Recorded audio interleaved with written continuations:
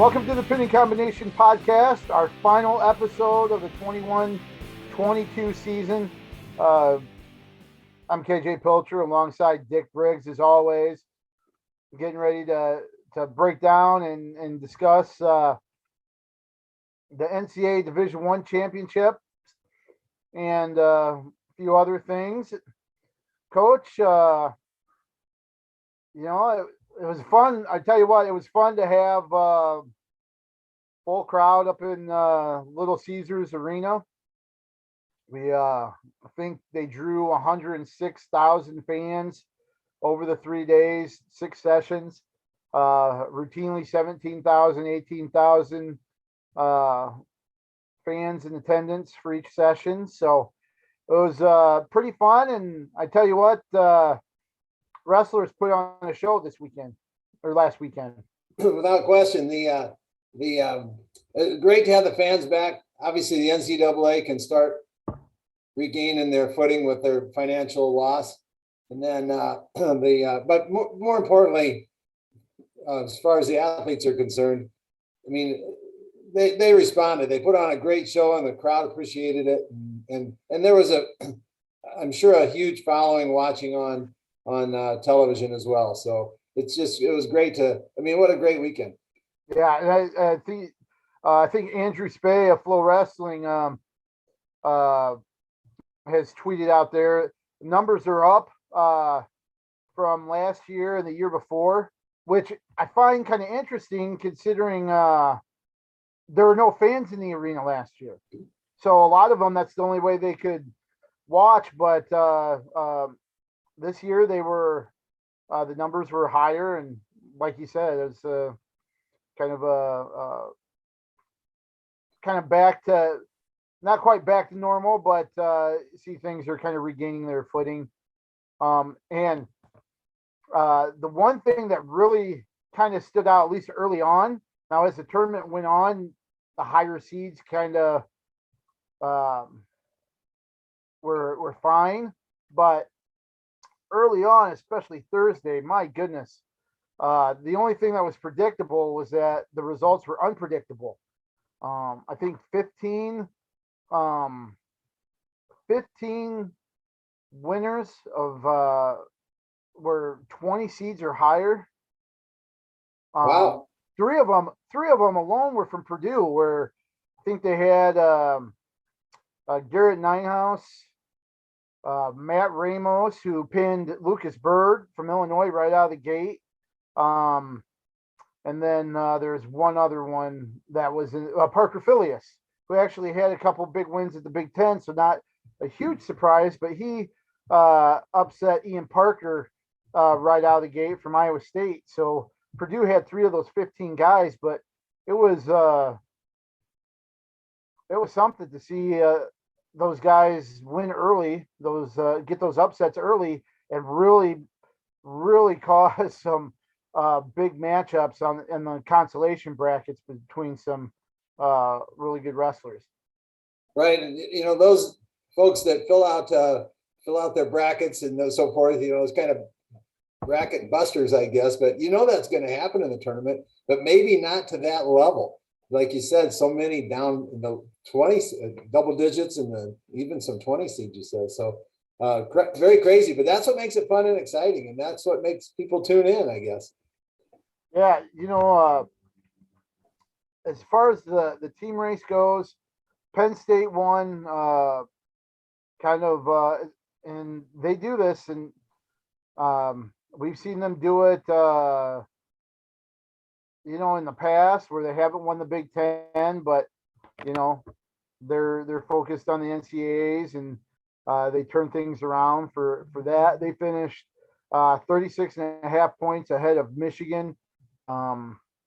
Iowa was a distant third, 21 points back of Michigan, who had a champ in Nick Sirianno, but Penn State 5 for 5 in the finals. I tell you what, they're just, when it comes to the later rounds of the NCAA tournament, they've been almost gold. They have been gold, really, literally. The last last 5-6 years. Right. And then to have 5 champions, half of the weights go undefeated and win the tournament. I mean, that's better than they did in the Big Tens, which speaks well of the Big Ten, how tough that tournament is. But yeah, Penn State, I mean, it's just like it's their weekend, and then that needs to change, right? Yeah. And the 5 champs ties a record that's been held by a handful of teams. Iowa's done it twice. I want to say it's 1986 and 97. Oklahoma State did it, I think, in 2005. Penn State had done it previously in 2017 as well. So, some really good. That's a good accomplishment for them, and one that's not necessarily that surprising given.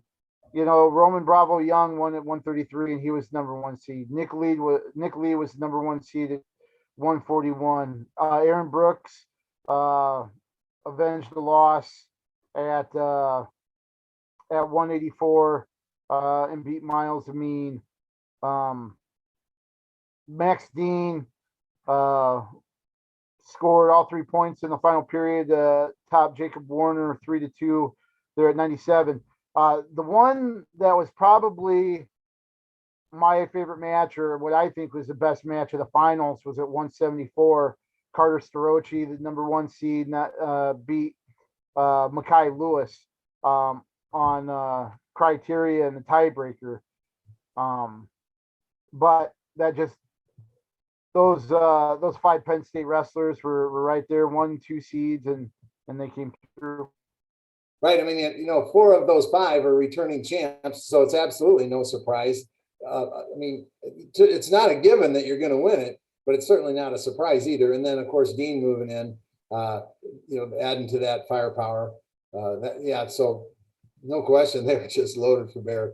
Yep. And I agree with you on that 74-pound match. And seemed to be, to me, there was a lot of overtime matches that went down. A lot of them were ended in that 2-minute sudden victory, but then a lot of them also went to that riding time.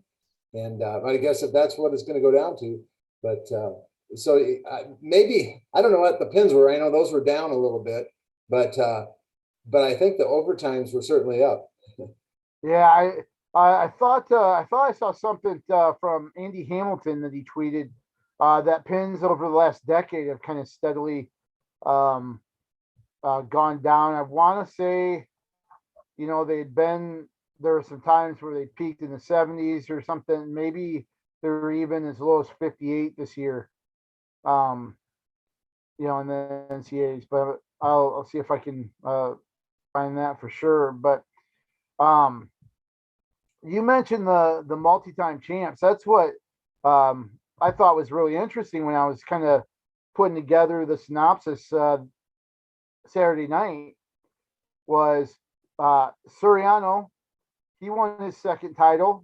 He'd won previously at Rutgers at 133 and now down at 125 for Michigan.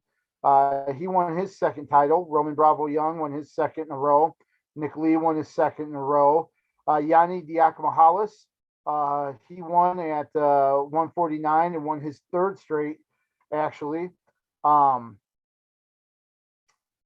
Then at 174, you had Carter Starochi that won his second in a row. Aaron Brooks won his second in a row.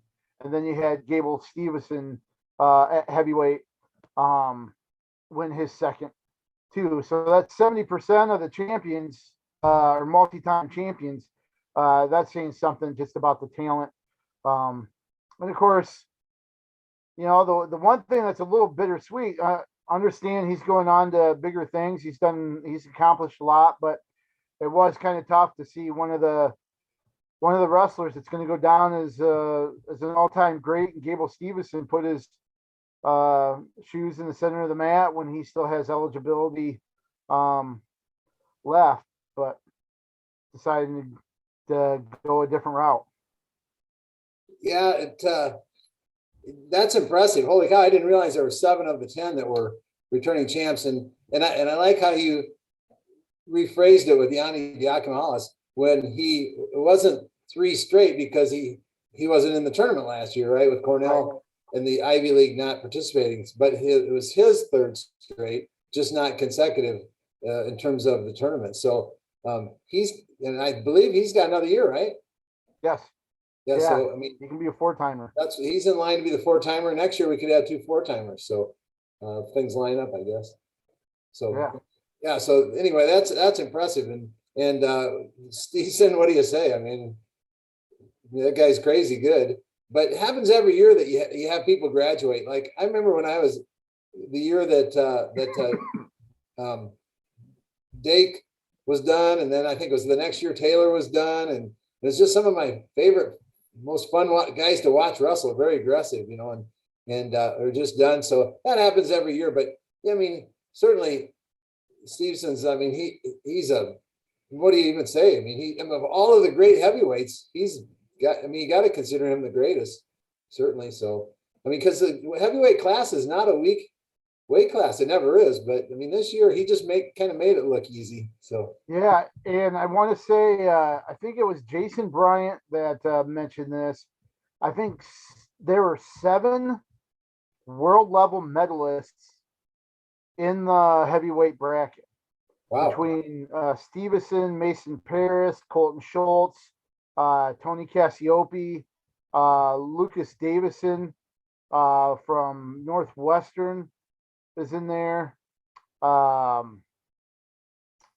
sure if Wood from Lehigh is in there as well, but I know he mentioned that there are seven wrestlers Wow. that have, you know, whether it was cadet or a senior, you know, whatever, world level medalists at one time. And Kirk Villette was another one. So that tells you about how strong, how deep that weight class was this year. Right. And he never made it look like he was ever in trouble. I mean, a couple of matches were just decisions. Go figure. I mean, come on, Gable, what's going on here? But I mean, he just still made it look easy. And you know, Gable, he took a little. He was the feature match, right? So they had him last, and you know, he took a little bit extra time. You know, more so than any others, but you know, getting off the mat. But you know, like I guess the guy earned it. You know, because he was doing his, you know, first his flip, and then his shoes, and then his flexing, and you know, to me, if someone else did that, it might be a little bit much, but he's a showman. He's going to be doing that and making a lot of money doing it. So it's kind of the start of the Gable show, I guess. So. Well, that's kind of interesting. It's kind of indicative of what he's doing now, because like you mentioned, he did his backflip, which he's done. You know, he did it at Apple Valley, I think, when he finished off his career there. He's done it before at the college level. He put his shoes out, signifying he's done competing amateurly. And then, you know, then you go right into, hey, this is what the future is going to be, and the flexing and the, you know, the posturing and, you know, the showmanship just right there. You just kind of saw the transition happen right in front of you. That's exactly what I was seeing myself as it was happening. It's just like, yeah. And of course, he did it at the Olympic level. You know, after he won the Olympics, he did his flip, and you know, but a little flexing and a little talk, you know, and it wasn't smack talk or anything. He was very appreciative. That's coming later, I think. So yeah. What I thought was really, really interesting, and this was in the pre-tournament press conference with Steveson. Somebody just kind of asked, why going pro now? You know, what about the future? You still have, you know, another run. And he kind of mentioned, it's not verbatim, but kind of mentioned, you know, this is like a 2 or 3 year contract, and it would be done by, you know, right around 2026. And he did not rule out the idea of maybe rejoining the freestyle ranks in the future. You know, that's, I think it'd be kind of hard to do. But you know, he kind of left that door ajar just a little bit. You know, so it'll be interesting to see how that progresses. You know, and that's fair. I mean, I don't want to say pat the pockets, but give yourself a nice, that golden egg's not going to be there forever. So take advantage of it. And, I don't know that coming back would be the best choice. He's got a legacy now, and I don't know that you add much to that. Certainly if you add another gold, that does, but you also run the risk of not winning it. And now your legacy kind of falls a bit, but, so it's kind of neat that he left that door open, though. We'll see. Yeah. So, of all the finalists, who was your surprise finalist? Who was somebody that got in there that you did not really think we would have seen? Well, I was looking at that, and there's a few choices here, I think. So you got Quincy Mundy from Princeton, who was in there. He's did a good job. Warner, was the 6th seed and is a runner-up. Clark, Kazan Clark from North Carolina, but Clark beat a hurting Ironman, the number 2 seed. Then he beat the number 10 and number 6 seed to make the finals. And I mean, so he really did a great job. Don't get me wrong. I think he was 15th seed, if I'm not mistaken. Mm-hmm. But so for me, I had to go with Ridge Lovett. I know he was coming in at 10th and just did a great job. So I went with Ridge Lovett. I didn't go with the obvious. So I think Ridge Lovett's a good choice as well. The only thing about 149 that I thought was kind of interesting, just with obviously you had Gomez who had beaten Sasso before. I just thought the 2 best 49-pounders were on that top side with Diakama Hollis and Sasso. And I thought it was just kind of wide open. But I tell you what, Ridge Lovett really wrestled well.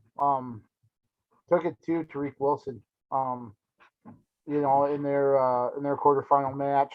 For me, I'm going to go with Quincy Monday. And the thing about him as well, he really was right there in position to win in the finals too. mhm. There was the neutral danger zone, and this is something. Get your perspective on this, Coach, because I know a lot of people were kind of up in arms. What happened in the finals, for people that may not have seen it? Ryan Deacon had Quincy Monday in neutral danger, got the 3 count, and he was on his back and was just able to kind of sit on him after the 3 count to get the 2 takedown, and then it transitioned right into near fall points, which is the rule. But some people were saying, it's a little disingenuous. I mean, it's just kind of a tough way to give up 6, which really was the difference there.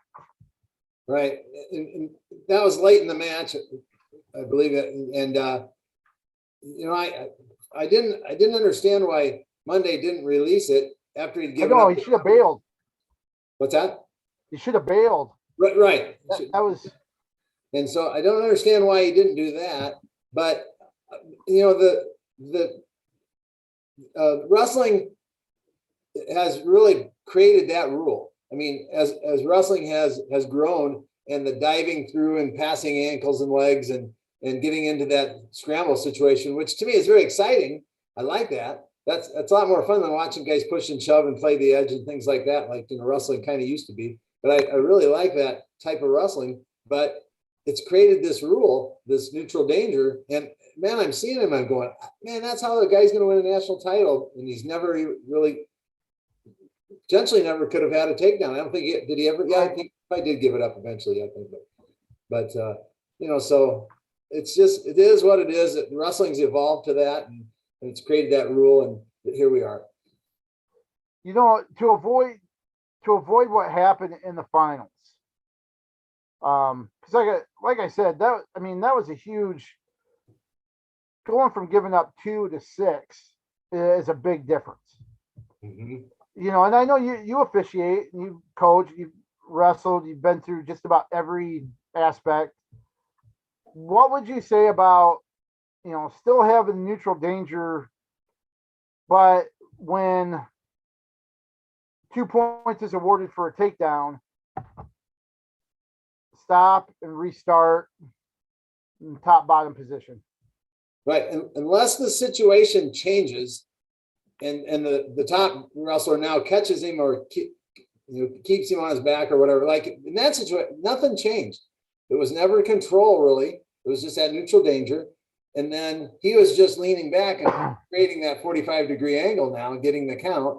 And so in that, I could see that. It's kind of like, you know, with the stalling where they hold it up and stop riding time. Maybe there's some rule, some signal that we can create that we've got the takedown, but we're not giving near fall unless Sure. the situation changes. I don't know. And then does that become subjective and officials have more to do there? I don't know. Yeah. And it's tough. You know, one thing I want to say too, especially Saturday morning, we happen to, the way they configured the mats, they went with 4 mats in kind of a square layout. So we were right up against, media row was right up against one of the tables. It was interesting to see the conversation and back and forth and what exactly, you know, how officials handle reviews up close. And I'll straight out say it. It was NC State and UNI. I think it was Hidley and Keckeisen. There were a couple calls that were reviewed, and it happened to be an Iowa official and Kurt Frost. I thought I gained a little bit of, I say a little bit of respect because I respect him already. I'm, you know, don't want it to sound weird, but I thought he handled everything very, very well because each time he got a lot of fire from one Schwab, and then even from Pat Popolizio, the NC State coach, and you know he handled it. He, you know, they were being more animated, and he just said, "Hey, they're going to look at it. Okay, there's nothing else to talk about. They'll look at it, and we'll see." And I think one was overturned and one was upheld, you know, and went right back to officiating. You know, and it just was kind of interesting to see kind of the pressure from the coaches and how the officials handle that and kind of how that worked. Now, the one thing I will say, not necessarily that instance, but there are a lot of times throughout the tournament where they still need to find a way to quicken the process.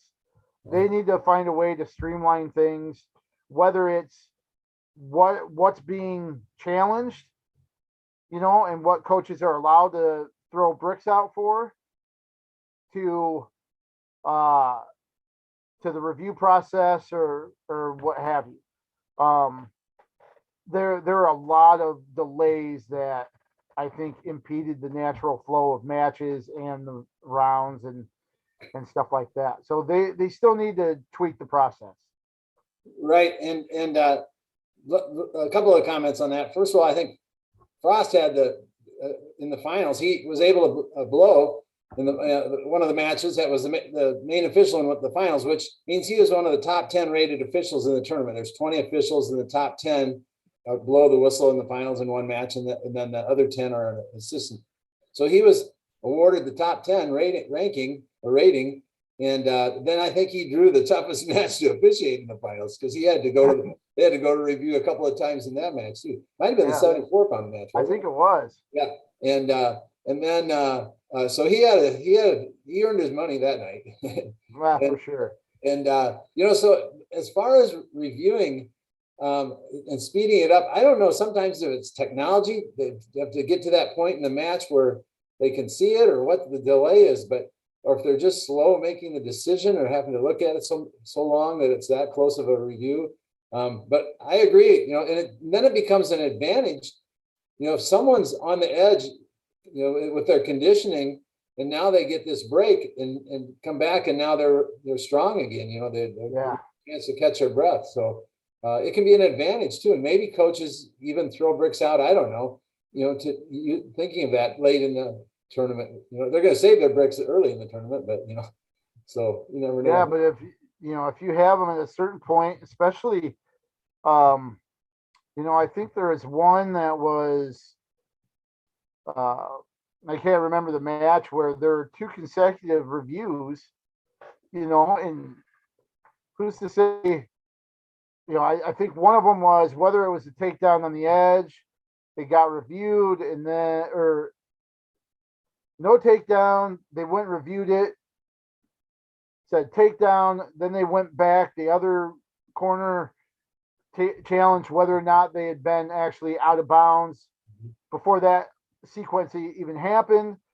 And then you had like a 4-minute delay to be able to catch your breath and stuff like that. That was I can't remember what match that was, but that was the one you said, a strategy thing. I think it was Heidley and Kakaisen, where Kakaisen had the double, was in on the legs, toes are clearly in. Heidley's sitting back, kind of off the mat by the score table, and I think they waved that off, which is unfortunate because Kakaisen, man, that was a takedown in my book, but because Heidley went off, I think he got one in that situation, and then later on the match they waved one off, if I remember right. So I think so. And if in the arena, couldn't they put the mats end to end and have 4? Because a lot of times they do that rather than have 4 in a square. Well, what I thought was interesting, and the thing that we noticed on press row was normally they go 3 across.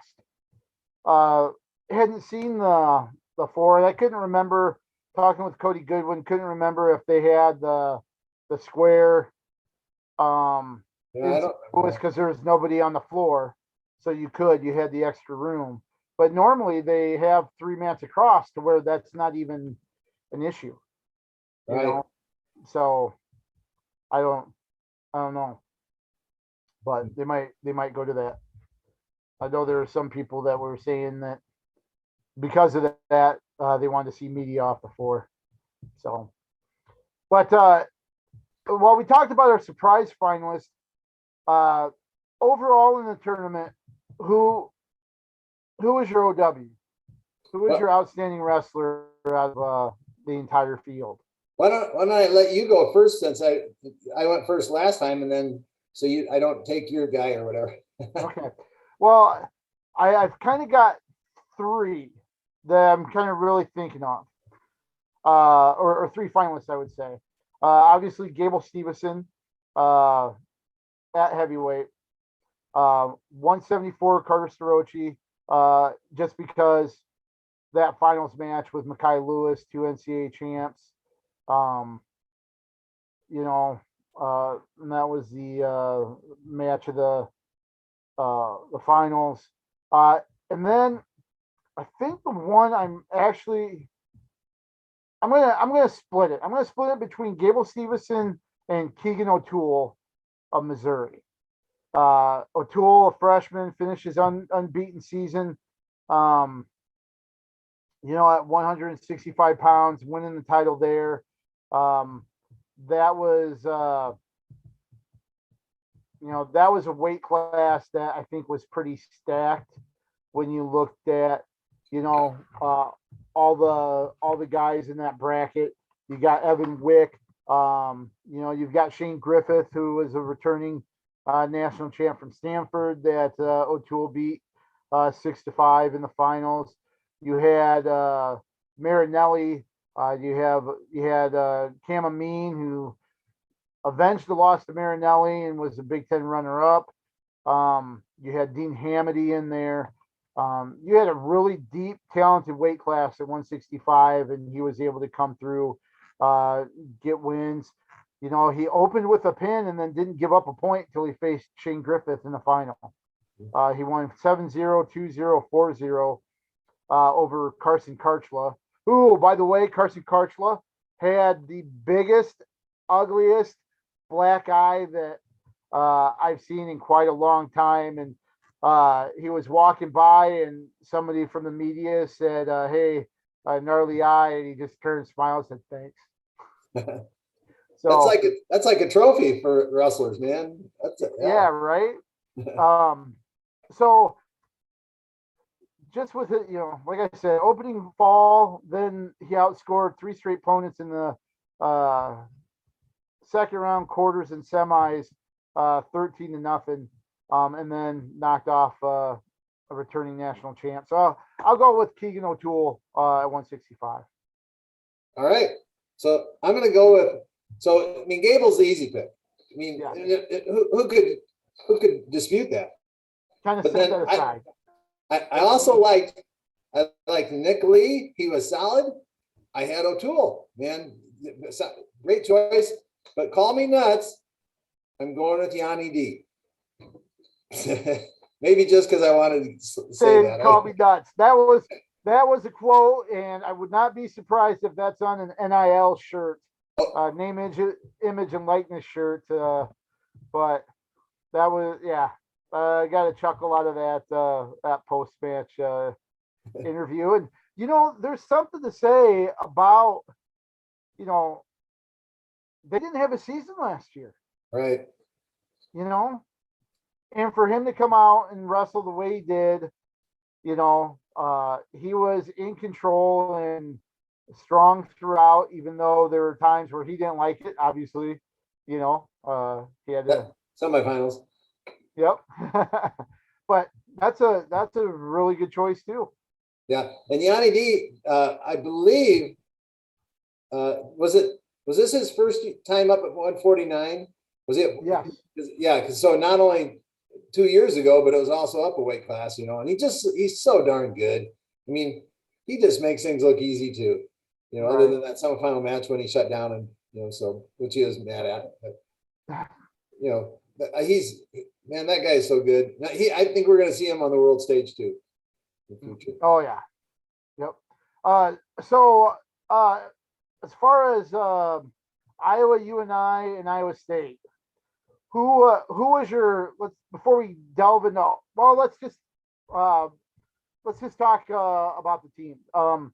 First, Iowa they come away with 5 All-Americans. Mentioned Jacob Warder reached the finals. Austin DeSanto lost another close one in the semis to Roman Bravo Young, and he came back and finished 3rd. Michael Kemmerer finished 4th.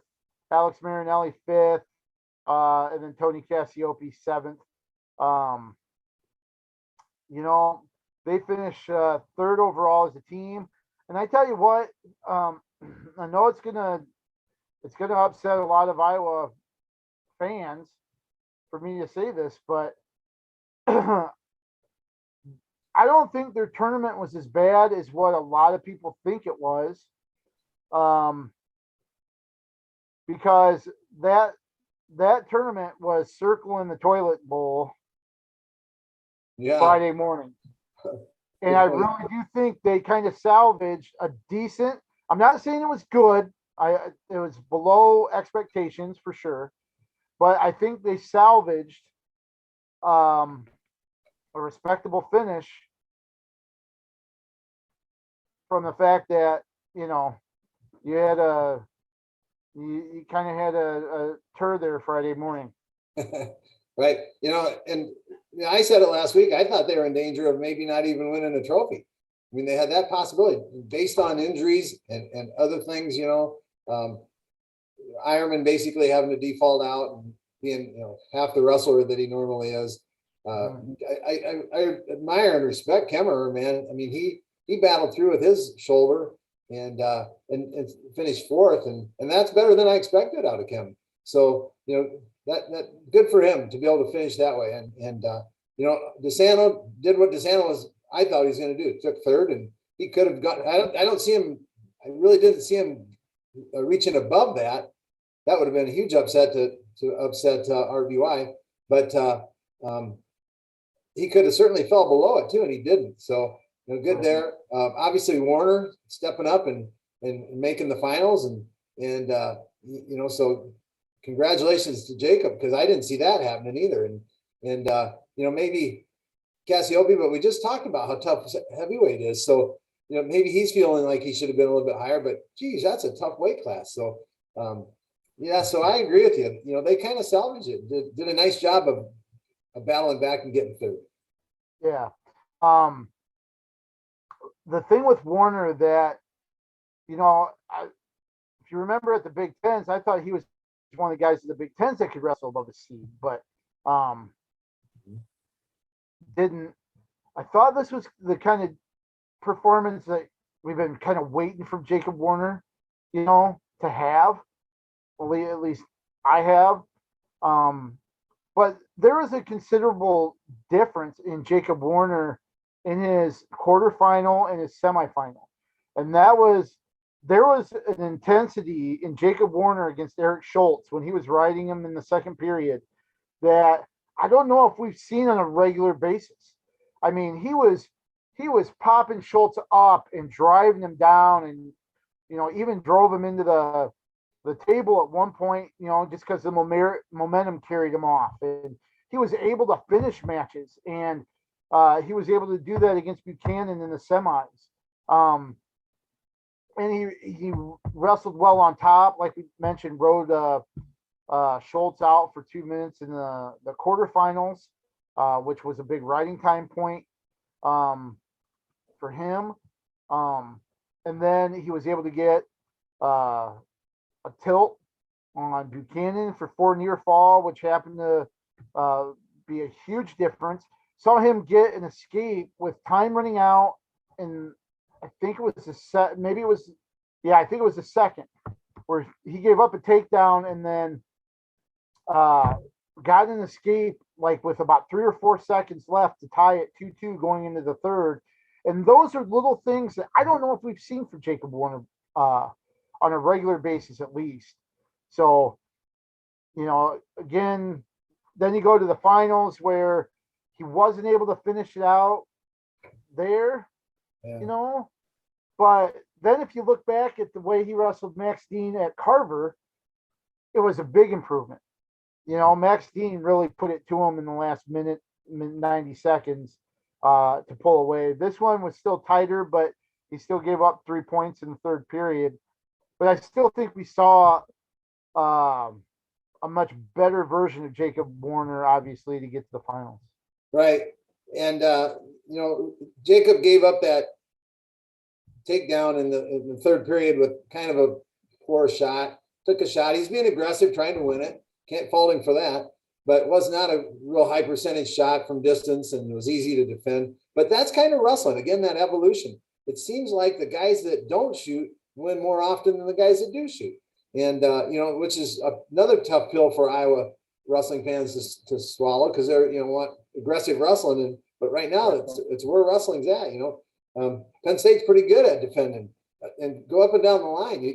There's a lot of takedowns that were scored, but they weren't the initial person shooting. So, so you just got to, I guess, adapt and maybe Jacob should have been a little bit more patient in that situation there, with the national title on the line, maybe taking it into overtime. I don't know. It's easy to look back and say should have done or could have done this, but credit him for getting second again. He did a great job. Yeah, and the thing too, and this is what I wish fans could see more often, or actually know.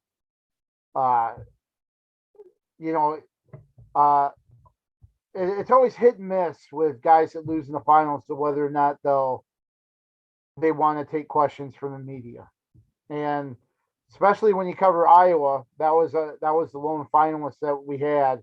It was imperative to talk to Jacob Warner as well as some of my colleagues, right? The fact that Jacob Warner, and I'm not saying you can look at the video, he was still visibly hurting. That was a tough loss. There is no solace in just getting to the finals for him, and for him to suck it up, come out, and talk to media when it would have been really easy to say, yeah, no thanks, and just let Tom Brands do the talking for him. He came out, handled every question. What was a matter of fact about, just kind of, what went down, talked about, that, he kind of, maybe forced the shot a little bit, and he talked about how he was able to get an escape and still thought he was going to win, and like he said, it was something about where I came up short, but I didn't falter as far as his effort went, which I thought was pretty cool. But, same thing with David Carr, and we can use this to transition to Iowa State. I tell you what, it could have been really easy for him to fold up shop, and then not talk to people after what he went through, getting upset in the second round. A real tough decision to Hunter Willits of Oregon State, I think the 17 seed maybe. But it just shows the integrity in class when, they're willing to talk about what happened. And, of course, it was a little bit easier for him given the fact that he was able to, finish off with a victory. He ends up getting third, but I guess I'm not surprised for David Carr just because of the character that he has. But two, what he was able to do, I think, was it 5 or 6 wins through the backside to get third, 6. I mean, that shows a lot of guts to be able to do that and come all the way back after. That had to be such a disappointing result, really tough to swallow. Seems like every year, maybe not even every year, but every couple of years, you have someone that is able to come back after losing. He lost actually in the second round, which meant six coming back. And then, so then but to do that, I mean, holy cow. But to do it when you're the number 1 seed, you just lost your title that you had held for a year, and so that's very tough. And then to go a little bit further on Carr, watching him, the guy was so having so much fun, and I would probably be up there sulking and mad at myself and doing all those things, but he kind of blocked that out and was right in the corner of his teammate. Younger Bastida when he won his last match and picking him up and hugging him, and then I don't know if you saw this also, he was I think it was Aaron Brooks when he won his match, went up and gave him a big bear hug too. So obviously they're friends from probably being on different world level teams or whatever. So that was pretty cool. But like you said, I'd be up, or like I said, I'd be up in the corner probably mad at myself or back in the hall somewhere, but he is out there still enjoying it. That's the kind of kid he is, and that's why you want to cheer for him so much, because he seems like such a great guy. Yeah, and it was interesting. He jumped in Metcalf's arms after his third place That's right, yeah. Medal win, which you don't normally see, but hell, that was a heck of an accomplishment. Why not celebrate and enjoy it?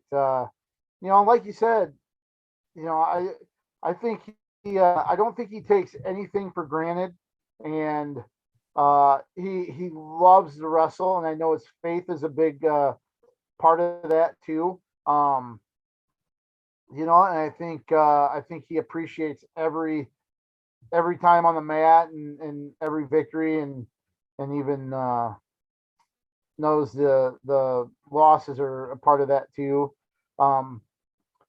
One thing I wanted to say too about kind of the situation, and mainly because I've kind of gotten not necessarily a laugh, but the Iowa women's basketball team lost a tough one at home on Sunday, right? Yep. But one of the things that the fans not the players and coaches, even though I think coaches were a little critical about some things, but the fans were really, really uh, uh, crying foul, I guess, pun intended, for most of the game, right?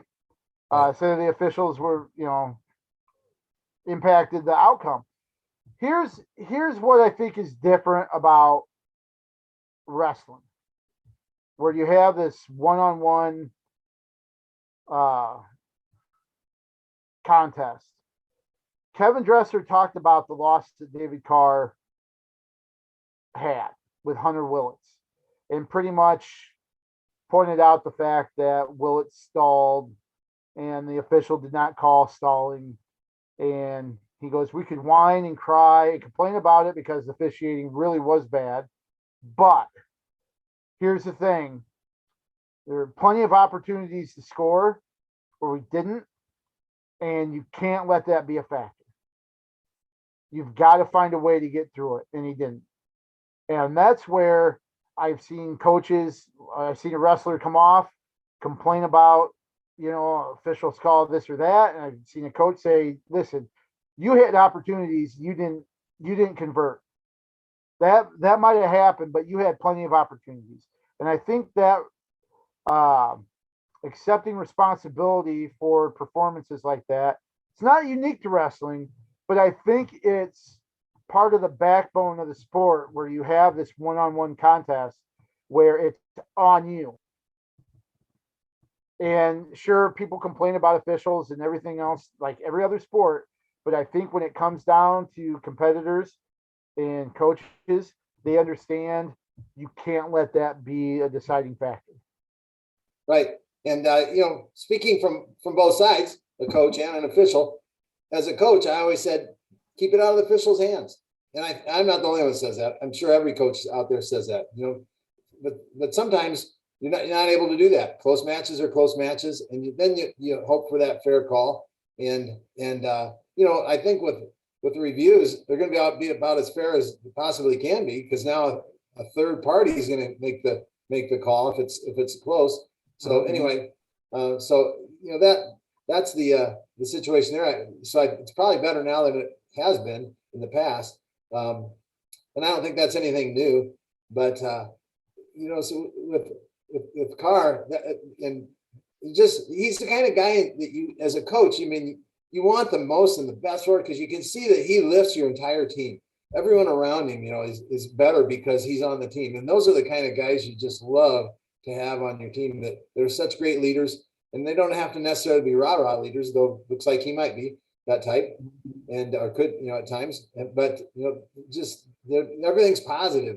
And one other comment, you mentioned that he has a lot of faith base. He wasn't the only one. There were a lot of wrestlers that their comments were in that direction, and that's refreshing. I appreciate that. The other thing I'll say about Carr, just kind of looking at what he had to go through on the backside. Here, I'm going to pull up the bracket. His first match on the backside was Wyatt Sheets of Oklahoma State. Sheets hasn't necessarily had the year that he's had in the past, but that certainly was no gimme. And then after that, he had All-American and the number 9 seed Caleb Young from Iowa, 2 rounds before even a chance at All-American status. And then he had, I think, the 6 seed Franek from North Dakota State, who apparently the two of them have wrestled, a plethora of times. That was a match that he won. He had 3 matches there that he won by a total of 4 points. Then he got a medical forfeit into the consolation semis. Then he beat Lujan of Michigan fairly handily. And then he beat Peyton Robb of Nebraska 7-2 to close things out. But not only was it 6 matches, but there are some quality guys that were on the backside there that he had to go through, and guys that were projected to be on the stand before he even got to that level. Right. And so with Iowa State, you have night and day in terms of, remember we talked, I think last week about Iowa State doing some damage on the backside or whatever, but they did. Carr, which we didn't think was going to be on the backside, but Carr, Younger, Bastida went 5-1 on the backside. I think he won 5 straight. And then Marcus Coleman went 4-1 on the backside, and his weren't straight, but he still did a nice job to get 7. Right. And then on the other hand, this is the night and day, right? So that's the day. The night is the other, let's see, 6 competitors, other 6 or 7. Let's see, 6. They had 9, right? 6. Sorry, 6. You're right. 6 competitors went 1-12 in the entire tournament. So that's not. I mean, that's ouch. That's not good. And so that's the night side of it. That's the dark side of it, I guess. So, but so that's the thing there. I would have hoped to have done a little bit better with those guys for sure. Yeah. When you look at Jarrett Dagan, Ian Parker only winning one match as well, and we mentioned how he was on the receiving end of one of those upsets by the 20 seed. You expected a little bit more, especially I'd say from 25, 41, 49. Ramazan got hurt, but to be honest, you weren't going to get too much out of him anyway. It's just unfortunate the way things closed out. Iowa State, they were back in 30th at one time. The 3 All-Americans really came back, and they ended up finishing 17th thanks to those 3 with 37 points. But when you look, they're only 12 points away from the top 10, which you get production out of a couple of those other weights that puts you into the top 10. Unfortunately, like you said, outside of those 3, it kind of fell short. Right. Actually, I think they're 9 points out of the top 10, so even closer. But you want those guys doing a little bit better than 1-12. That's for sure. I don't know that I really expected a whole lot at 25, but maybe at heavyweight. So just kind of that push and shove. So, and I think with Iowa State, I'm not sure, but I think they have. Is it Parker, Dagan, Coleman, and Schuler? I don't know who has a COVID year in there or not, but those are they will return everybody except for Dagan and Parker. Okay, those 2. Okay. Yep. Skyler, he does come back. Okay. Ryan Workman, they'll have him back at heavyweight. Coleman is coming back as well. And they're redshirt seniors now, so that'll be their 6th year. Yeah. I'll be so glad when the COVID thing gets beyond. I get so confused wondering who's back. Agreed. And speaking of that, the thing that we should mention too, with Iowa, and Tom Brands mentioned it, he expects Spencer Lee to be back next year. So that tells you a little bit about the medical hardship probably going to go through, and that's huge for Iowa. Expect Colin Schriever at 133, Wyatt Henson at 141 to fill in spots from DeSanto and Ironman being done. Max Murin will be back at 149. Then you've kind of got a hole at 157. Patrick Kennedy probably will step in. At least Alex Marinelli kind of touted him as the next guy at 165.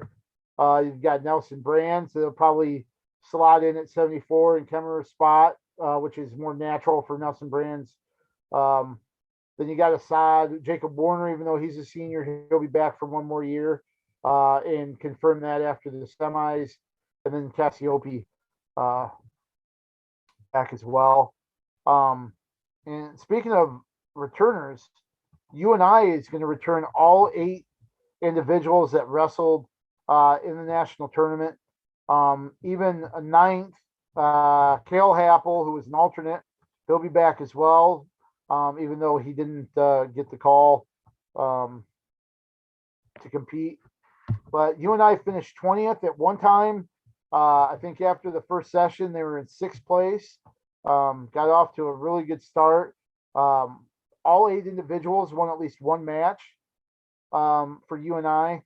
Like I said, they finished 20th with 28.5 points.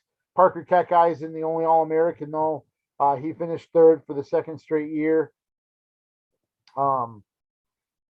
Avenged his loss to Bernie Truax of Cal Poly, who he lost to in the quarters and came back and beat him, I think, for 3rd place.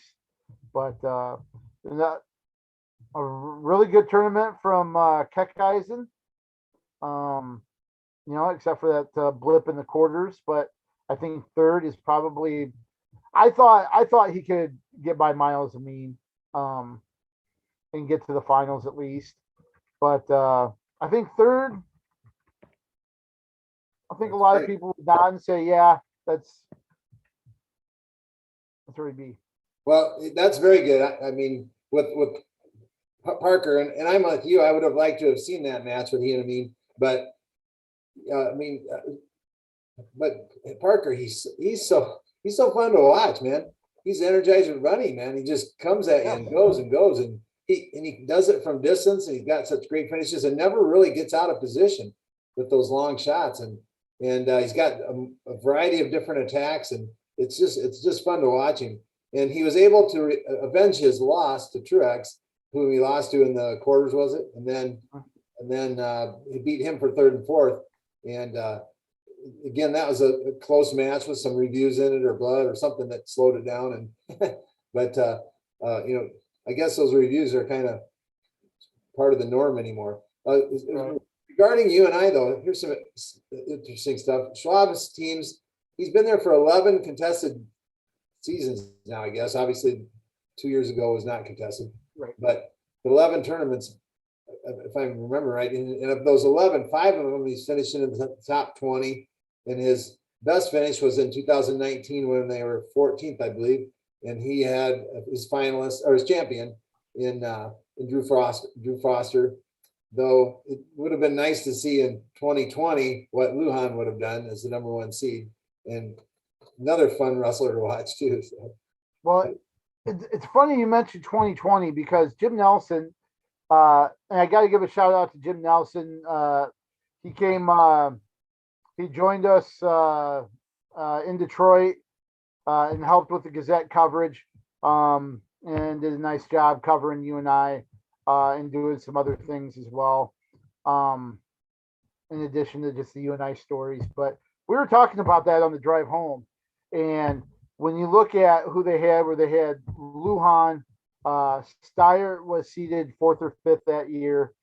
Max Thompson was his senior year, even though he wasn't quite at the same level that he had been earlier in his career. He was an All-American. You had Jay Schwarm, that led the entire country, D1 in pins. Cradles. Yep. It would have been a long shot for him to make the podium, but we were talking about the 4 points he could have gotten on the backside with a couple pins. And that could have been a big difference. Carter Isley was still younger and fresher. And I know there's a lot of, what ifs, that the ifs and nuts, and if ifs and buts were candy and nuts, it'd be Christmas all year long, right? But I think UNI was really poised for a good season. It's too bad you talk about 2020, Rob, and a lot of people hit UNI, I think, more than people might realize. Right, and I don't remember if Hoslag was hurt at that point in time or not, but he was somewhere in there as well. I don't know if he'd have been a factor, but yeah, so definitely. Yeah, missed that one. Yeah. That's a lot of teams that happen to, and individuals. Yeah. Know that for sure. And I know this doesn't make Doug Schwab happy because, he only sees what's kind of in front of him right now. He sees they finished 20th. And, I'm sure he acknowledges that, hey, uh, we've got a lot of people coming back. We can make some big gains and take a big leap up the standings, but I don't think he's hanging his hat on tying for 20th and,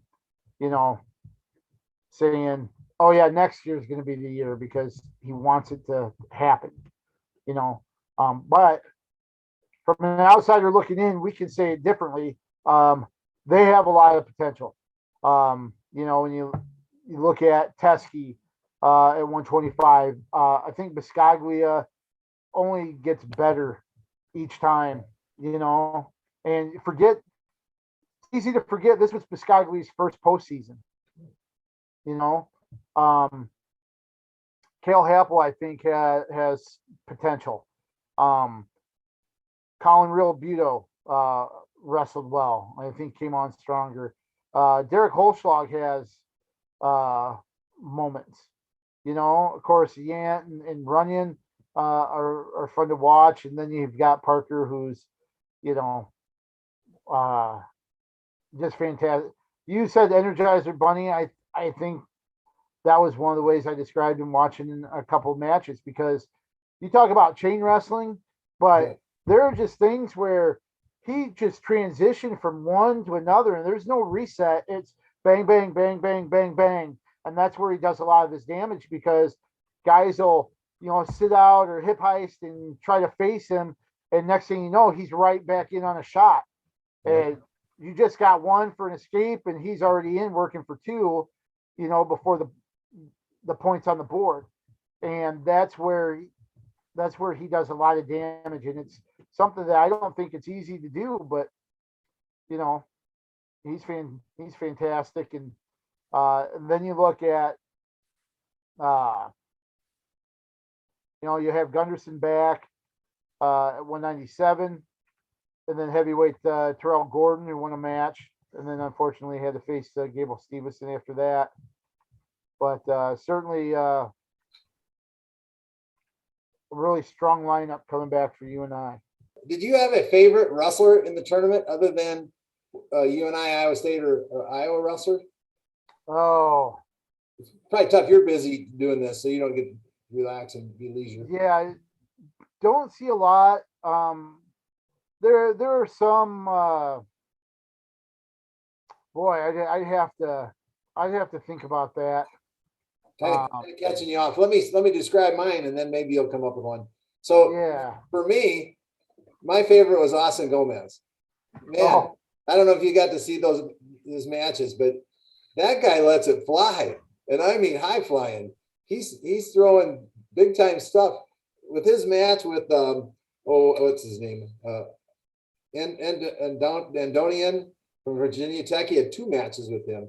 And Donian was one that was fun to watch. Right, he's my second favorite. Yeah, they're wrestling each other, and in that second match, Gomez came up and hit two.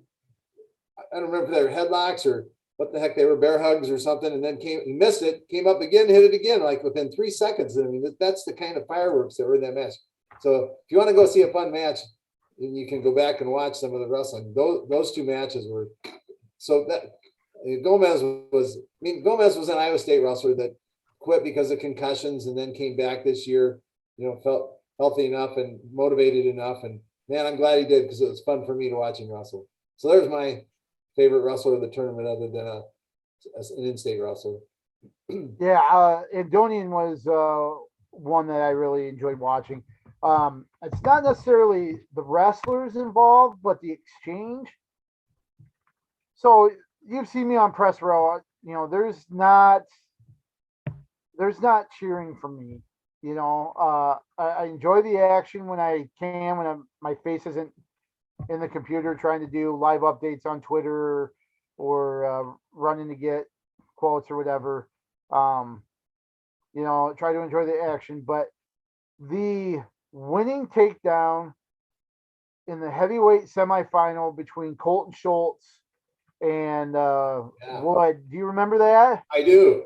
So Yes. they were in sudden victory, and it was 1-1. But Jordan Wood hits a high crotch, explodes in, and you're talking both of these guys are 280, 285. They've got to be. I don't know exactly what they weighed in, but they're both big fellers, right? He explodes. You think he's finishing. Oh, he gets him up off the mat, elevates him. He's bringing him down and finishing. Colton Schultz wraps around the head. Schultz, of course, big Greco, accomplished Greco wrestler, keeps that head an arm lock, and then is able, after Wood finishes, he rolls him through, able to come out on top and then get a takedown. Jim Nelson and I were kind of pushing each other while it was going on, going, look, oh, wow, oh my God. That was a moment that was one of the more exciting. There were some great flurries throughout the tournament. That was fun to see, especially when you think, one, the size of the individuals, the power that had to be generated in that, Right. and two, this was in the 8th minute of the match. Right. That you don't normally see that type of explosion from heavyweights, and I thought that was a fun exchange. Right, and that was not a momentum thing. It was a pure power and athleticism thing. So that's interesting. You should bring that up, because my next question was not really a question, but I was commenting on probably everyone's favorite moment. I don't know if I'm sure you've seen it since if you didn't see it at the time, but it was the final 10 seconds after. It was the 10 seconds after the final 20 seconds of the Teamer Rob match. And I don't know if you saw that flurry. It was just an incredible back and forth, and Teamer got a takedown and cut him immediately. And then it's a battle. It was a battle for that takedown, and then it's a battle for this next takedown I don't know if it tied it or would have won it. But when the buzzer ended, both the wrestlers collapsed, laid on their back, just heaving because they were so exhausted. And then they looked at each other, reached over and grabbed with their hands and shook hands. And it was many people have commented on seen it, but that was the moment of the tournament to me, because that was wrestling at its finest in so many different levels. I agree 100%. That was that was really cool. That was something that both of those guys. You talk about leaving it all out on the mat, right? Leave it all out there. Give it every ounce of energy, and both of them did. Reminds me of something Coach Baxter once said. Don't save the energy to walk off the mat. If you need it, I'll carry you off. Right. Mhm. And they did. Yep. That's exactly what they did. That was so cool. Another fun moment was Runyon's pin. He got a cradle on Montana,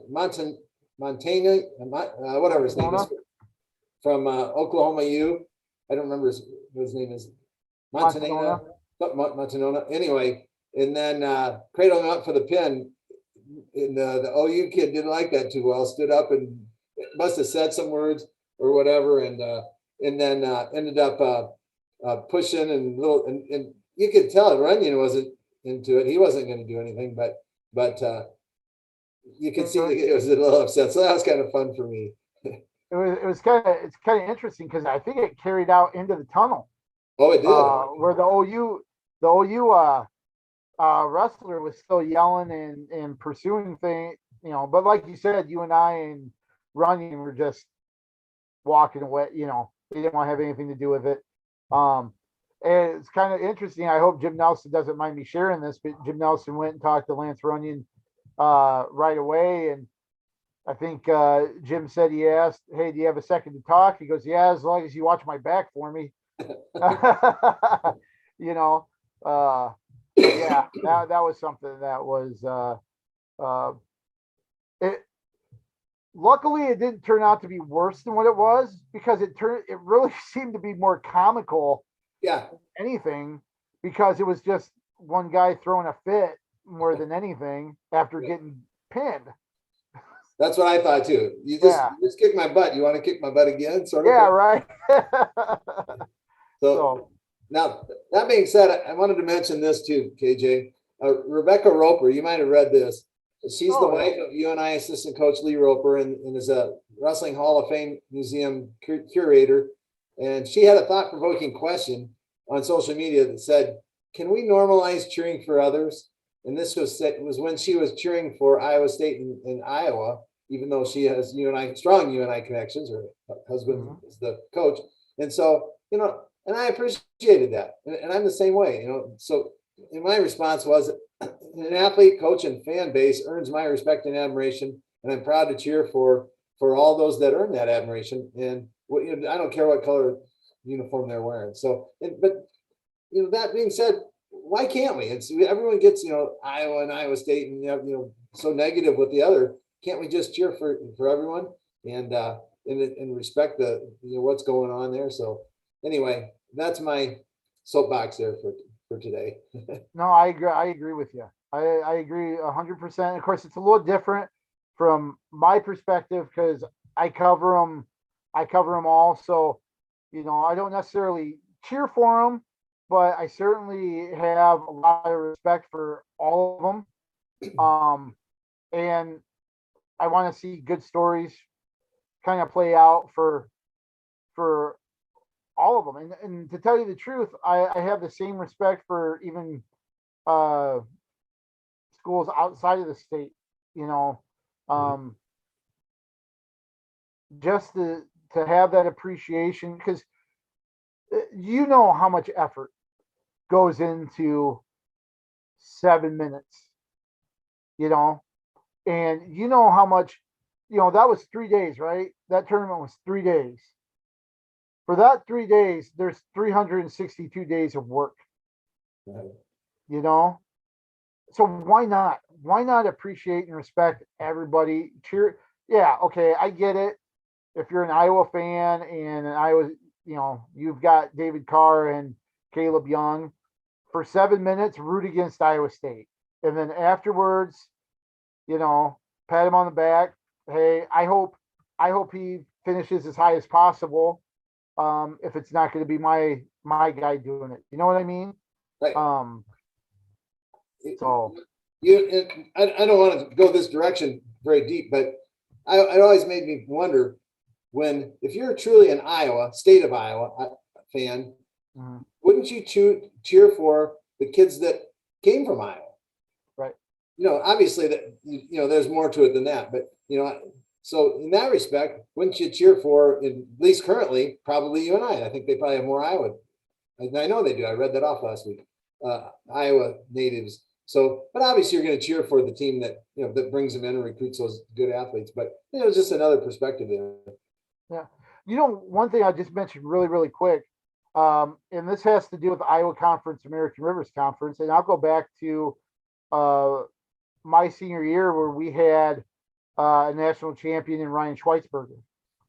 And also that year, Simpson had a national champ in Corey Christensen as well. And I want to say maybe Ben Shane won it that year in Young Arena, but I can't quite remember if he did.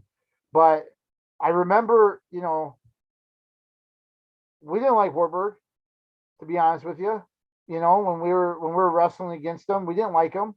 But I remember when we took a trip to Florida, the guys hung out and got along, away from competition. But the national tournament, when Corey Christensen took the mat for Simpson, the BV, Wartburg, Loris guys were all cheering for Simpson, for Corey Christensen. When Ryan Schweitzberger was wrestling against a kid from Ohio Northern, I remember hearing the Wartburg crowd cheer for Schweitz, and the other, the Simpson crowd cheer. Why not? Why can't that be the norm? Yeah, exactly. You know, I'm guessing people cheer for Big Ten teams that I hope they do anyway, that are not, if you're a Big Ten Iowa fan, or if you're an Iowa State fan, or UNI fan, the Big 12, right? so, those types of things. And that goes down to high school level too, so. No, for sure. Another kind of neat moment was the brotherly love that was shown with the Hayden Hidley interview, and then also Gabe Dean's emotion when he was hugging Max after he won. So that's pretty neat. As having a brother in the sport, that kind of got my strings there a little bit. Yeah. I showed the Hidley video interview to my daughters who actually play softball together. The thing that got me and kind of chokes me up even just kind of thinking about it a little bit, when Hidley said I would take 100 losses for him to win one match. Yeah. That tells you a lot. It tells you about the selfless nature and just that, the way they push each other and they're there for each other. That was pretty cool. That was pretty special. Agreed. Very cool. So overall this season, this has been a pretty a long year, it seems like, but if you had an opportunity to kind of name the kind of the MVP, maybe of the Iowa schools, or even your top guy from Iowa State, UNI, who would? Let's start with Iowa. Who would your MVP be of this season? For Iowa? Yes. I have to go with. I guess I have to go with DeSanto. I hadn't thought specifically of each school, but DeSanto was just there, and DeSanto's he has his issues and those sort of things, but man, the guy was there all year long, and did have a little bit of an injury here or there early on, maybe, or whatever, and other issues, but man, he just did what he was supposed to do, and went out and battled, and he did it this year without his workout partner, in Spencer Lee. And so for me, I guess I'm going to go DeSanto. There's a couple of choices there. Obviously Warner, stepping up and being a runner up, but I'm going to go with DeSanto. For me, obviously, Warner had the best finish at the end. Marinelli, he was very consistent. Won his fourth Big Ten title. That's certainly somebody to consider, but I have to agree with you. I think Austin DeSanto was probably the most consistent from start to finish, and somebody that not only won, unless he was wrestling Roman Bravo Young, but also was the most consistent in scoring bonus points, which really seemed to be few and far between for the Iowa lineup throughout the season. So I agree with DeSanto. I would assume Iowa State, you and I are pretty self-explanatory, right? Or pretty yeah, with Carr and Keckeisen. Yeah. Mm-hmm. One thing we didn't touch on too, we talked about surprise finalists and stuff like that, and I asked you about surprise finish for a team. Did you happen to look? Do you have anybody that really kind of stands out? Oh, I think there's 3 teams that really stand out personally. I'm curious as to which one you chose. The one I chose was Northwestern. Okay, yeah. It was one that stood out to me at the Big Tens, where you get so caught up in the top 3, maybe even top 4. And then I think it was Sunday afternoon of the Big Tens. It was like, holy crap, Northwestern's in 5th. They were jockeying with Ohio State, at one point, and it's sitting there going, that's you would have said that to me 2, 3 years ago. I would have said you're nuts, you know. And then for them not only to do that, but to finish sixth, um, this last weekend, that was one a surprise, but also a hell of an accomplishment for Matt Storniolo and that group. Right. And to add on to that, they wrestled 13 spots above their seeds. Wow. And if you think about it, they lost their coaching staff. Remember, their coaching staff resigned or was not, or was let go, fired because of a vaccine issue. I don't think they wanted to do vaccines or whatever. So, I mean, so all of those situations, pretty good. Yeah, Northwestern, no question. That was one of mine that I had. You know, I'm going to throw this in. It's not one of my picks, but Nebraska had a great tournament as well. They're fifth. They came in ranked ninth. Northwestern came in ranked 17th and finished sixth. Anyway, with Nebraska, they had 5 All-Americans and 2 other guys that lost in the blood round in Red and Benz. And then Benz lost to, I think, to Kakaisen, wasn't it? Maybe. And Yep. then, but anyway, they wrestled 16 spots above their seed. So Wow. the other 2 that stood out, and I'm going to go with one of these 2. I'm going to go with the last one.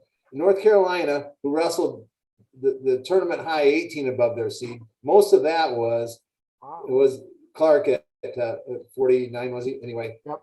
15th seed to second. Or 41. Or 41, yeah. And he did, you know, so they had qualified 6 and had 3 All-Americans. But then the other one is Oregon State. That's the one that stood out to me. They were 17 above their seeds, and they finished 12th as a team. I don't know what they were ranked when they were coming in, but not 12th. I know that. No. And they have a second-year coach. You know, that's where Zaleski was, and then is now with the Jimmies. Anyway, so Chris Pendleton came in, and in his second year has clear up to 12th, and he had 8 qualifiers and 4 All-Americans. So I went with Oregon State, KJ. Yeah, they might have been Thursday night or Friday. They put together some really, really good rounds to where all of a sudden we're like, oh my, Oregon State's 4-0 this round. Yeah. You know, they wrestled very, very well. Yeah, and that, you know, when you look at some of the things that are happening out west, you know, and you've seen Arizona State, you know, win their second straight trophy. You've got Oregon State that's made a jump. You know, Cal Poly had some guys transfer in. You've seen, tell you the one to really look out for that I think can make a jump next year is Stanford. I think that's one to keep an eye on as well. And you're looking at some of those programs along the West Coast that are starting to really improve. It's going to be one of those things of a high tide raises all boats situation. So it's going to be fun to kind of watch how West Coast wrestling does in the next couple of years. All right. It'll be fun. That again, like you said, Stanford, go figure. Last year they were dropping their program. This year, now we're saying look out for them. So yep. We could have this year if their guys would have stayed back, you know, and not jump ship, which I don't blame them that they dropped the program, right? Other than Griffith. Yep. So, and then I know they've got some good recruits coming in, including Hunter Garvin, you know, from Iowa City West, and Rob Cole, obviously moving from Cornell to Stanford. So,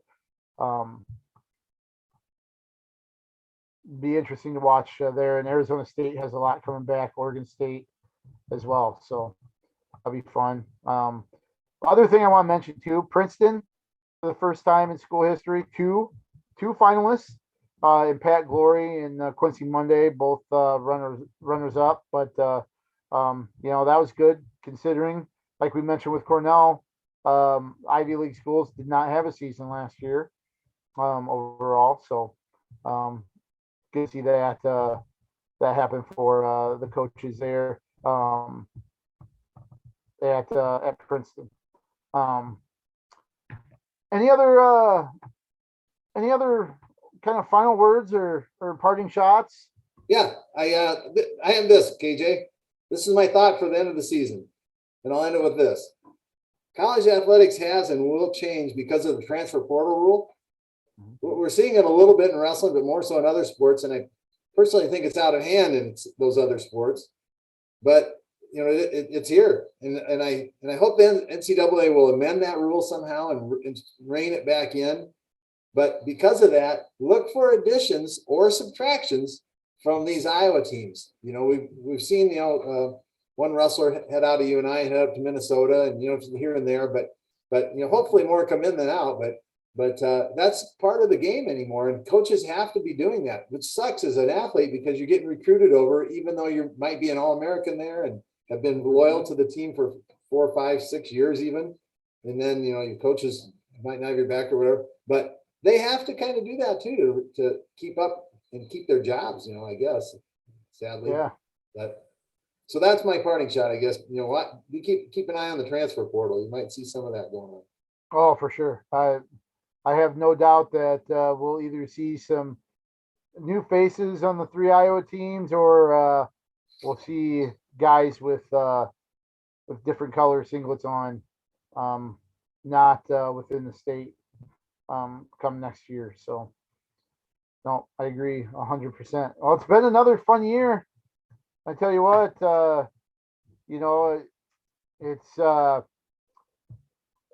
it's the longest and shortest 5 months, 6 months of the year. I tell you, between how things go. But then when you look back on it, it's like, wow, can't believe it's over. Yep, for sure. It's been fun though. A lot of great wrestling. The kids at all levels really were fun to follow. Want to say thank you to Nathan Ford. Really appreciate him putting together our podcast each and every week. We couldn't do this without him. And then I want to say the biggest thanks for you, Coach Briggs. I really enjoyed being able to work with you, whether it's on TV or the podcast, throughout the high school and college season. Really thank you for taking the time and putting up with me and being able to fit in some media responsibilities inside of your officiating and everything else that you have going on, especially since you're a parent for a competitor here up until a couple weeks ago. So really appreciate that. Thank you for everything that you do to promote the sport wearing a variety of different hats. And it's very much appreciated. Love our sport, and thank you for including me. It's been a blast. Awesome. Well, only one thing left to say. Yep. I was able to wear my Keep Wrestling on the Move shirt in Detroit. Make sure Wyatt's there in spirit no matter what. And why don't you go ahead and send us out for one last time on the 2021-22 season. For today, this one's a shout out to Matt Shannon, but mostly Wyatt. Let's keep wrestling on the move.